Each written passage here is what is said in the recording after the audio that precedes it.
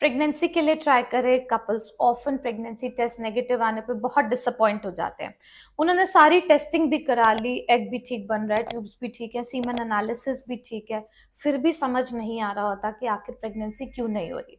ऐसे ही आईयूआई बार बार कराने पे भी बहुत बार हमने देखा है कि फेलियर्स होते हैं।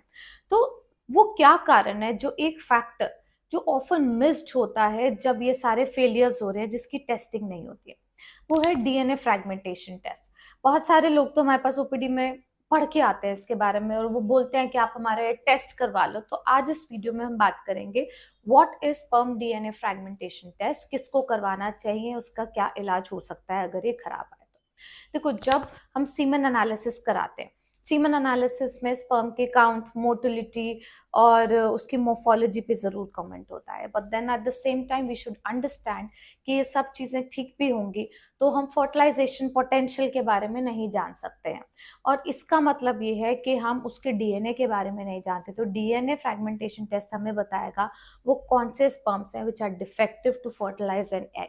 सो now this particular test should be done जब हमारे बार बार ट्रीटमेंट आईयूआईज फेल हो रहे हैं, आईवीएफ में अच्छे एम्ब्रियोज नहीं बन रहे हैं, ब्लास्टोसिस्ट फॉर्मेशन रेट हमारा कम है, या रिपीटेड इम्प्लांटेशन फेलियर्स है, या रिपीटेड इवन मिसकैरेजेस है, तो हमें इसके बारे में सोचना चाहिए। क्योंकि ये सब चीजें फीमेल से रिलेटेड ना होके मेल से रिलेटेड हो सकती हैं।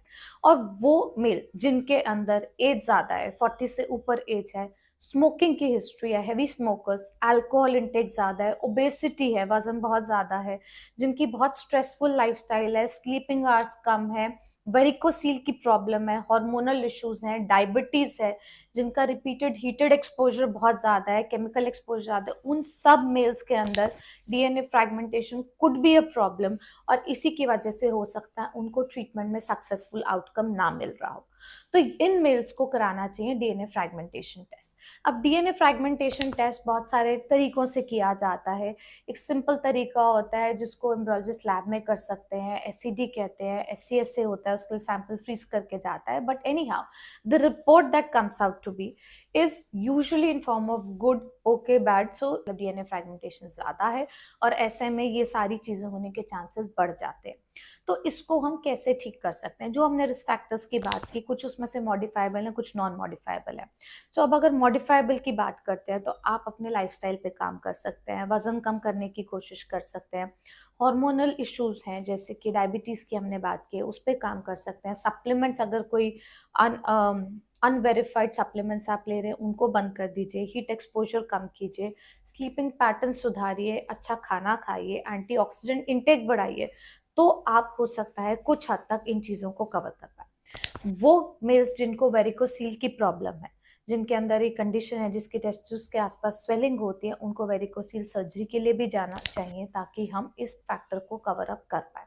और कुछ मेल्स में सीमन कल्चर कराने पे इन्फेक्शन जो है वो पॉजिटिव आता है। ऐसे में इन्फेक्शन का एंटीबायोटिक ट्रीटमेंट लेना और जब वो ठीक हो जाए रिपीट कल्चर से टेस्टिंग करना भी मदद करेगा डीएनए फ्रैगमेंटेशन को कम करने में। देन बात आती है एंटीऑक्सीडेंट्स की। तो एंटीऑक्सीडेंट के सप्लीमेंट्स बहुत ज्यादा अवेलेबल होते हैं मार्केट में, पर इसमें देखिए ठीक मात्रा होनी चाहिए। छोटे छोटे अमाउंट में लेने से बहुत ज्यादा फर्क नहीं पड़ता है। तो एंटीऑक्सीडेंट्स में मेनली कोएंजाइम क्यू है, कार्निटिन है, एन सिस्टीन है, vitamin C, E, zinc, folic acid, omega fatty acid, इन सब का एक अच्छा कॉम्बिनेशन अच्छी डोज में अगर आप लेते हैं, and that too for around 2-3 months, क्योंकि स्पर्म साइकिल में इतना टाइम लग जाता है नए स्पर्म्स बनने में, तो हम इसका असर देख सकते हैं कि डीएनए फ्रैगमेंटेशन पे आ जाता है। देन और के क्या तरीके हैं कि अगर एक सैंपल में हाई डीएनए फ्रैगमेंटेशन है तो हम वो स्पर्म सिलेक्शन टेक्निक्स को यूज कर सकते हैं, जैसे कि माइक्रोफ्लूइडिक्स है, जिससे हम बेटर स्पर्म चूज कर पाए आईवीएफ में कि अच्छे एम्ब्रियोस हमारे तैयार हो पाए।